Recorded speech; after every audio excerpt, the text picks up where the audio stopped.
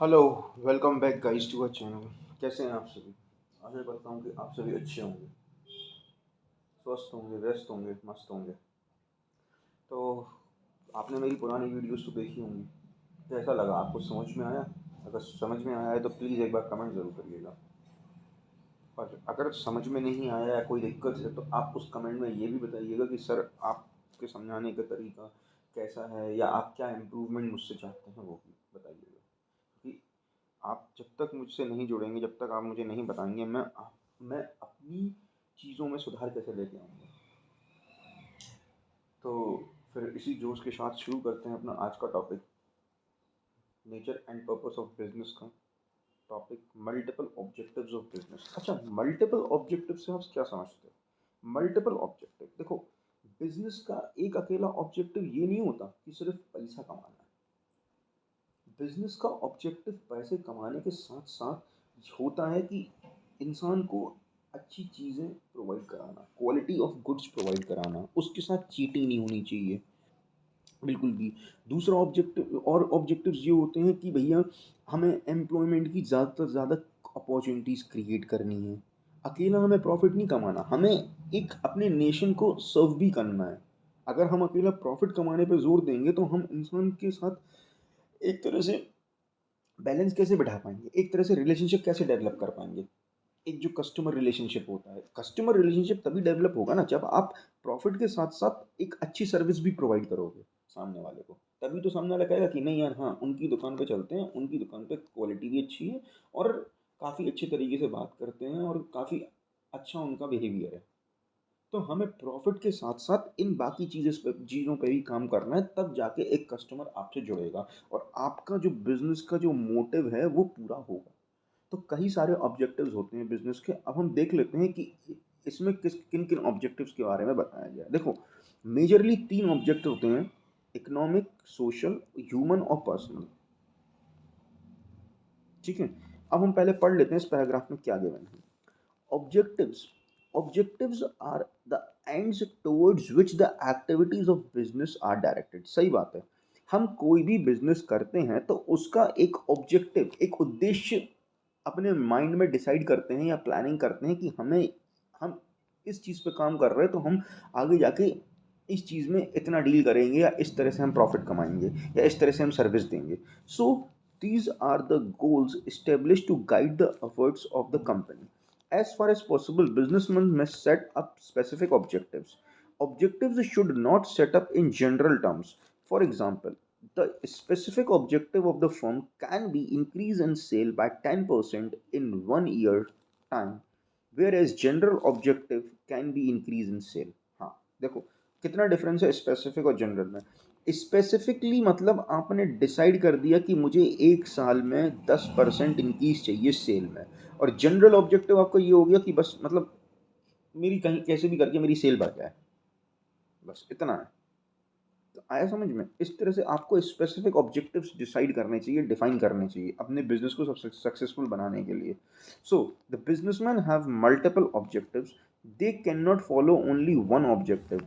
All objectives are important, but the most important object of every business is earning profit.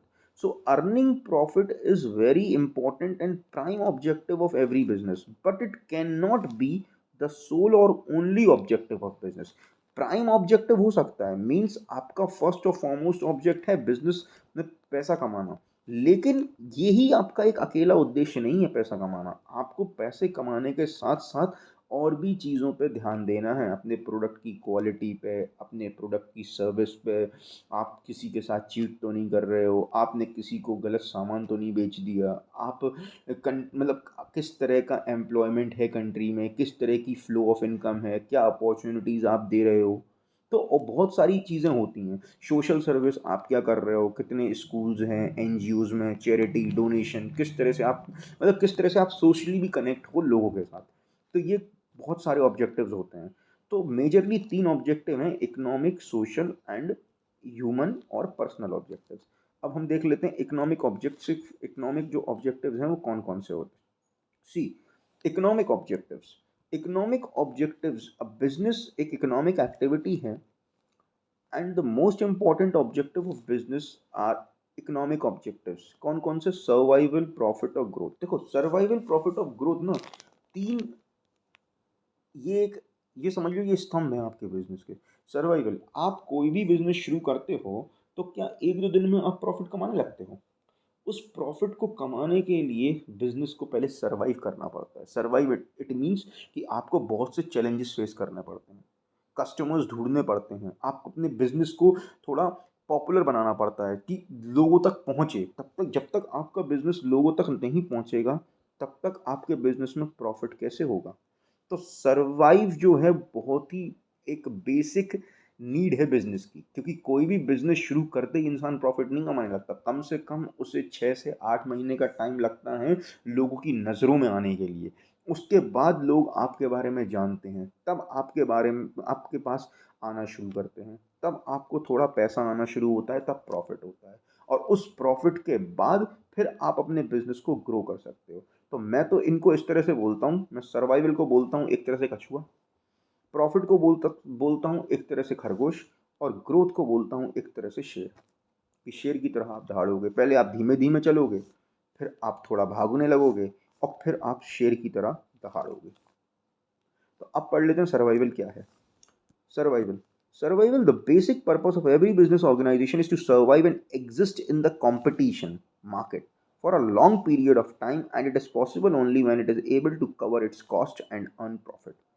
Cost and earn profit ना, जैसे मान के चलो आपने 100 रुपये लगाए, तो सबसे पहले आपका उद्देश्य होता है कि मैं 100 रुपये कवर करूं। उसके बाद हाँ, फिर अगर प्लस 10 रुपये है तो ये 10 रुपये जो है आपका इसमें, ये आपका क्या है? प्रॉफिट होगा। तो सबसे पहले आपको, जब आप बिजनेस शुरू करते हो तो सबसे पहले तो आपको 6 से 7 महीने सिर्फ कॉस्ट कवर करने में ही लग जाते हैं। जितना आपने इन्वेस्ट किया, धीमे धीमे पहले आप उतना निकालते हो रिटर्न के तौर पे, फिर उसके बाद आपको प्रॉफिट आना शुरू होता है। प्रॉफिट क्या होता है? Profit. The most important objective of every business organization is earning adequate amount of profit. Profit is essential for survival, growth and expansion of business। सही बात है। अगर आपको प्रॉफिट होगा, मीन्स अगर आप 100 के 200 रुपये कमा रहे हो, 100 के 200 रुपये कमा रहे हो, तभी तो आप अपने बिजनेस को ग्रोथ कर पाओगे, बिजनेस की ग्रो कर पाओगे, बिजनेस को अपना फैला पाओगे, जगह जगह पे ब्रांचेस खोल पाओगे, सेल बढ़ा पाओगे। प्रॉफिट किन टर्म्स में होता है कि आपकी सेल बढ़ गई, आपकी ब्रांचेस हो गई, ठीक है, आपके प्रोडक्ट की क्वालिटी बढ़ गई या प्रोडक्ट बढ़ गए आपके। तो इन सारी चीज़ों को ही तो हम बोलेंगे ग्रोथ, एक तरह से। Understood? Now in terms of growth, growth क्या होती है? Business organization must grow and expand their activities. Success of any organization is measured by growth rate. And growth is measured in terms of sales, number of branches, number of products, number of employees. मैंने बोला था, growth, एक इंसान क्या देखेगा आपको कि कल आपके पास एक ब्रांच थी, आज आपने 5 ब्रांच कर ली। कल एक ब्रांच में आपके पास 5 एम्प्लॉयज़ थे, तो आज 5 ब्रांच में आपके पास 25 एम्प्लॉयज़ हैं। कल आप एक प्रोडक्ट में डील करते थे, आज आप 10 प्रोडक्ट में डील कर रहे हो। इट मीन्स आपकी ग्रोथ हुई ना, इस तरह से। अंडरस्टूड? अब हम देख लेते हैं कुछ social objectives. Social objectives means किस तरह से जो बिजनेसमैन है वो कस्टमर्स को क्वालिटी दे पाएगा, किस तरह से कस्टमर से जुड़ पाएगा, किस तरह से कस्टमर का भरोसा जो है वो जीत पाएगा। तो सबसे पहले देखते हैं supply of desired quality of product. Desired मतलब जैसा चाहिए वैसा मिले। मतलब अगर 100 रुपये एक इंसान खर्च कर रहा है तो उसे क्वालिटी भी 100 वाली मिलनी चाहिए। इससे बढ़ता है कस्टमर का भरोसा। सो सी, customer prefer to buy the products only when they are of satisfactory quality and are available at reasonable price. Today customers is a quality conscious customer and high accept value for money। देखो आज का customer जो है ना, वो पैसे खर्च करने से नहीं डरता। उसे पता है कि अगर मुझे मार्केट में कोई सामान लेना है तो पैसा तो खर्च करना ही है, लेकिन वो ये सोचता है कि जो मैं पैसा खर्च कर रहा हूँ उसमें मुझे क्वालिटी क्वालिटी मिल रही है कि नहीं मिल रही है, जो कि उसके पैसे को अच्छे से डिफाइन कर पाए। मीन्स 100 रुपये का प्रोडक्ट है तो 100 रुपये जैसी क्वालिटी होनी चाहिए उसमें, ऐसा। So quality means differently for different products. For example, for consumer goods such as refrigerator, TV, car, scooter, the quality may means durability, and for products like pressure cooker, gas cylinder etcetera quality में means safety. देखो, durability का मतलब ये है कि जब हम बड़े प्रोडक्ट्स खरीदते हैं, रेफ्रिजरेटर, टीवी और कार, तो ये कितने समय तक चलेंगे सही तरीके से। अब आप ऐसा तो नहीं है ना, घर में आप रेफ्रिजरेटर आज खरीद के लेके आए तो आपको 10 दिन बाद चेंज करने जाना पड़ेगा या महीने भर बाद चेंज करोगे। एक बार रेफ्रिजरेटर खरीद लिया तो कम से कम वो 5-6 साल तो चलेगा ही चलेगा कि नहीं चलेगा। तो वो होती है ड्यूरेबिलिटी। तो जब इंसान उसमें 20,000 25,000 खर्च करता है तो इंसान ये चाहता है कि कम से कम वो 5 साल तक तो टिके। और अब जैसे ये प्रेशर कुकर्स हो गए, गैस सिलेंडर्स हो गए, इनमें क्या करता है, इनमें जब इंसान इन जिन चीज़ों को लेने जाता है तो इन चीज़ों में इंसान क्या देखता है कि अगर कोई गैस सिलेंडर वो लेने गया तो वो क्या देखता है कि भैया सेफ है कि नहीं है, सिक्योर है कि नहीं है, ऐसा नहीं हो गैस लीक कर रही हो फट जाए, इस तरह से। तो ये आपको क्वालिटी देनी पड़ेगी चीज़ों में, तब आपसे बस कस्टमर जुड़ेगा। For products like pulses, spices, medicine etcetera, quality में मीन्स प्योरिटी। प्योरिटी मतलब साफ सुथरा अच्छा सामान दो आप। To survive in the market for long run and to maintain the goodwill, the businessman must supply products with right quality at right price. ये line बहुत इंपॉर्टेंट है गुडविल वाली, कि आपको सही प्रोडक्ट देना है और उसकी क्वालिटी अच्छी रखनी है और प्राइस भी रीजनेबल रखना है ताकि कस्टमर कहीं भागे ही नहीं। अब पढ़ लेते हैं unfair trade practices. Unfair trade practices मतलब चीटिंग नहीं करनी है, धोखा नहीं करना है। आपने मान के चलो आप दिखा कुछ और रहे हो, बेच कुछ और रहे हो, आपकी प्रोडक्ट का प्राइस कुछ और है, आपने दे कुछ और प्राइस पे दिया। ये नहीं करना है आपको। ये करोगे तो आप एक बार दो बार प्रॉफिट कमा लोगे, तीसरी बार नहीं कमा पाओगे ना। तो यही चीज़ है।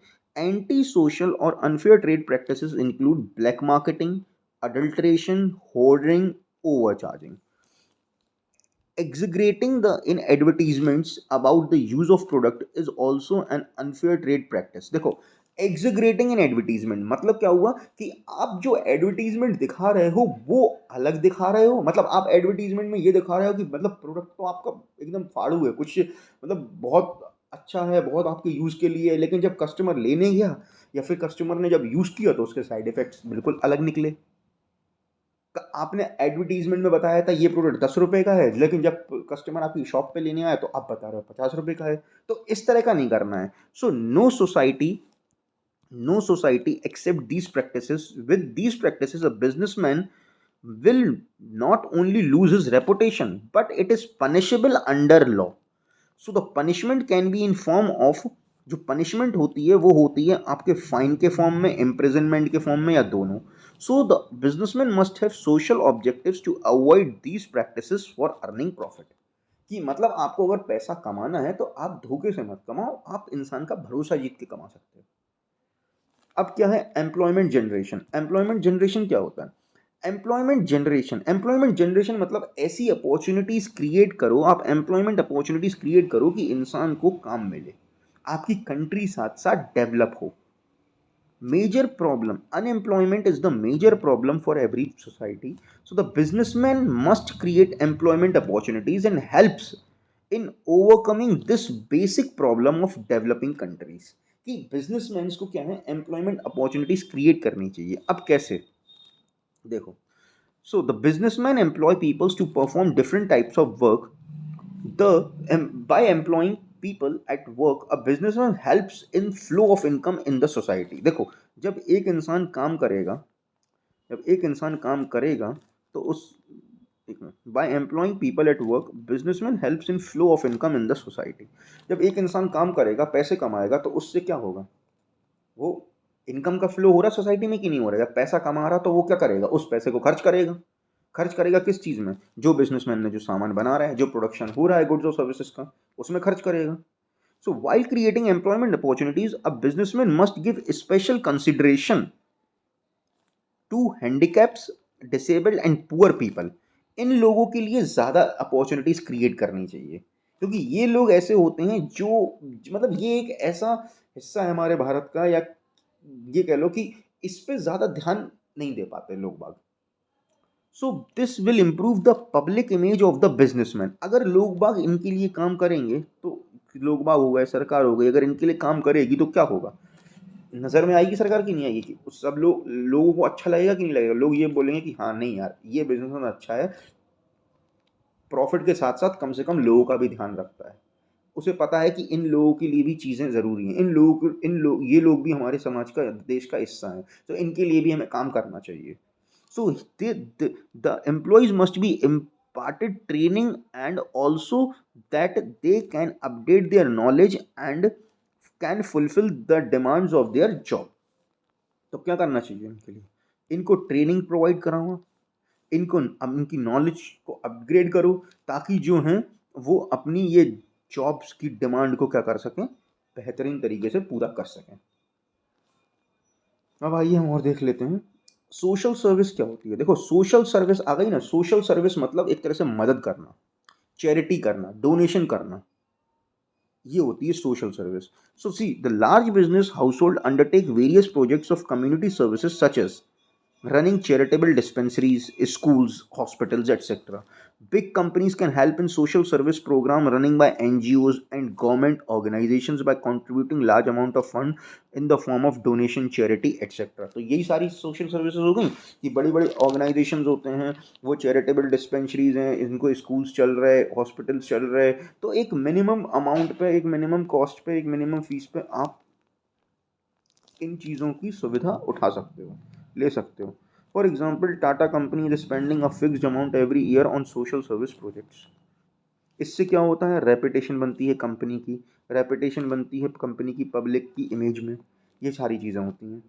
अब अवॉइडेंस ऑफ पॉपुलेशन, देखो जब हम इतनी सारी चीज़ें कर रहे हैं तो साथ ही साथ हमें ये भी कर देखना है कि हमारे आसपास का वातावरण खराब ना हो। So industrialisation has lead to major problem of population.